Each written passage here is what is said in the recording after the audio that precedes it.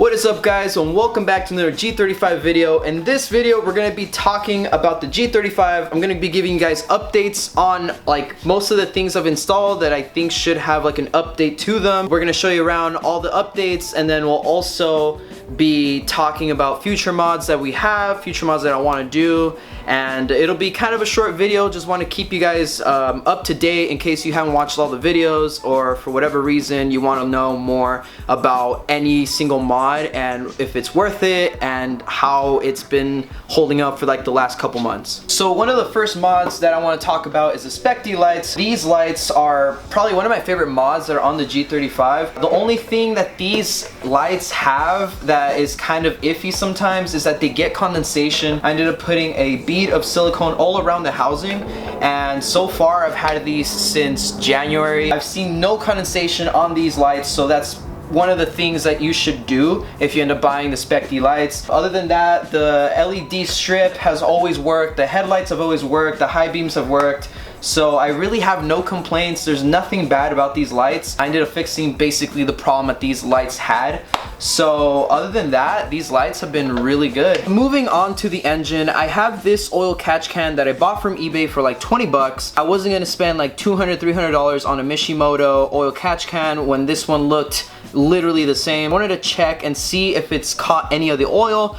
So we're gonna open it up right now, but for 20 bucks, if it does work and it does do what it says, then it's a perfectly fine thing to buy and, you know, skip out on paying $250 to like 300 bucks on a Mishimoto catch can. This is the oil that's inside, and that's quite a bit of oil that would have gone just back into the engine. Literally has the same filter on the catch can itself, so there's no reason why you shouldn't give this a shot. And if you find that it doesn't work to what you like it to, you can always go to Mishimoto, but I'm fine with this. It's still doing something better than nothing. Another one of the mods that I wanted to update you guys on was kind of one of the first mods that I did to the G35. That mod was installing the BC Racing coilovers. I've actually really enjoyed driving with these. I thought it would be really stiff, but also, I mean, they have so much adjustability, whether it's height, whether it's dampening, that you can really nail it down to the ride that you want. Now, for the price of $1,000, they are kind of up there. If you were trying to get best bang per dollar, it would be like some True Hearts, some Tane coilovers. Those are kind of the budget ones. I wanted to go with something a little nicer since it is suspension, and I wanted to have something nice with adjustability.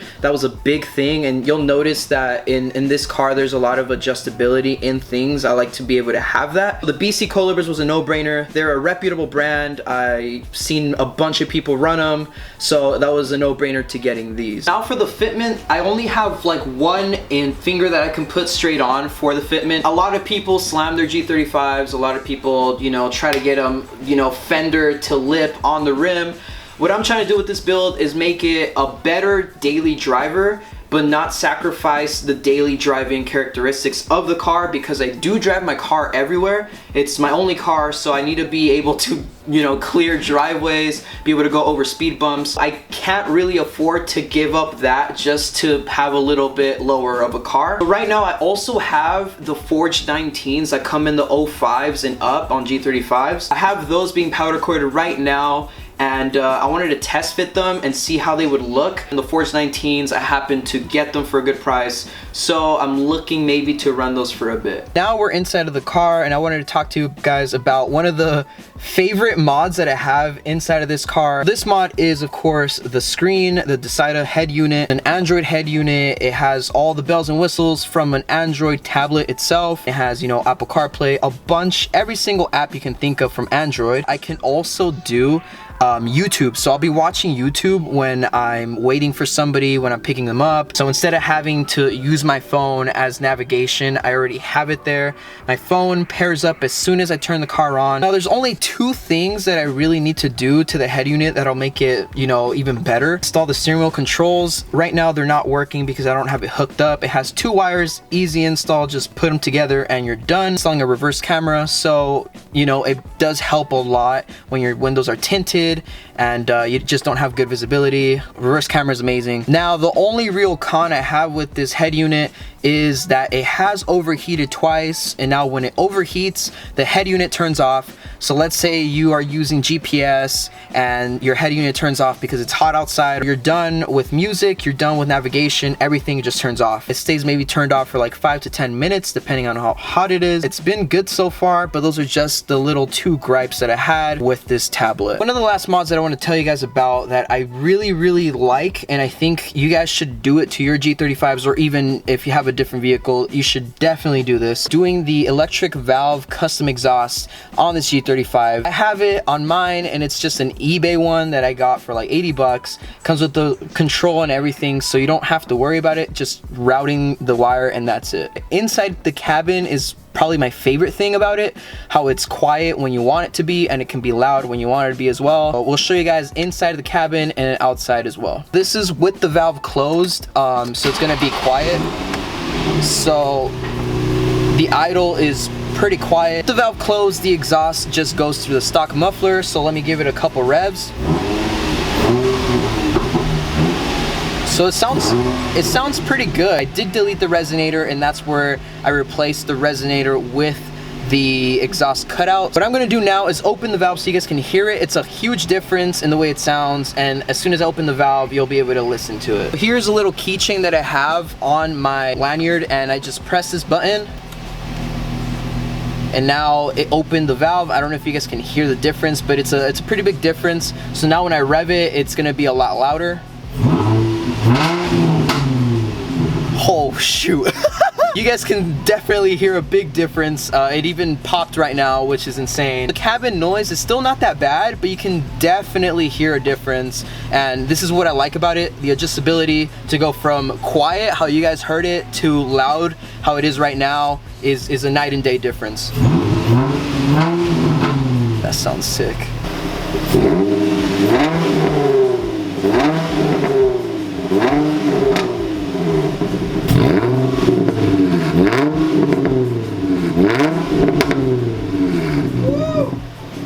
For the last part of this video, I wanted to talk to you guys about the future mods that we have for this car. And starting off, we have sway bars from Hotchkiss, so we're gonna install those in the next upcoming weeks maybe. Another one of the mods that I have for this car already is a Motordyne MREV 2. Now if you guys aren't familiar with that, it's just they shave off the runners a little bit to get more airflow. So I'm gonna pair the MREV 2 with the plenum spacer from Motordyne as well. So that's gonna help with a lot more airflow. So that's gonna give a good amount of power to the G35 and liven it up a bit more. With all the supporting mods that it already has with the single piece drive shaft, it'll definitely give it a bit more kick. While I'm at it, I'm also gonna be replacing the spark plugs. I'm gonna be going through changing the valve cover gaskets just because I'm there already, so might as well do it. Another smallish mod that I should have done a while ago is I'm getting stainless steel brake lines.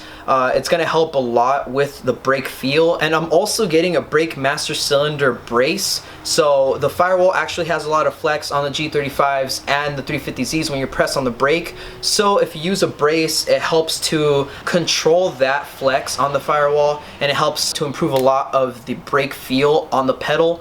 And that's a no-brainer as well. One of the future ones that I would love to do on the G35, and these are kind of big ones, is first of all, once I get all the mods that I want to do, potentially get arc pipes. I'm not too sure. Once I have all the mods that the G35 can possibly have to make it a kind of a street daily, I want to get it tuned. I'm not sure what tuner I'm looking at. That's just once we hit that, we'll go ahead and find a tuner. But also another one that's kind of never really talked about is corner balancing your car. Since I have coilovers that are adjustable, we can adjust the balance of the car and make it a basically 50-50 balance on the car. With the sway bars being installed, that's already performance, the coilovers, and all that together, it's just a no-brainer to get a corner balance, so that way it is all dialed in. So if you guys enjoyed this video, give it a thumbs up, subscribe if you're new around here, leave a comment down below if you wanted to know more about certain things, or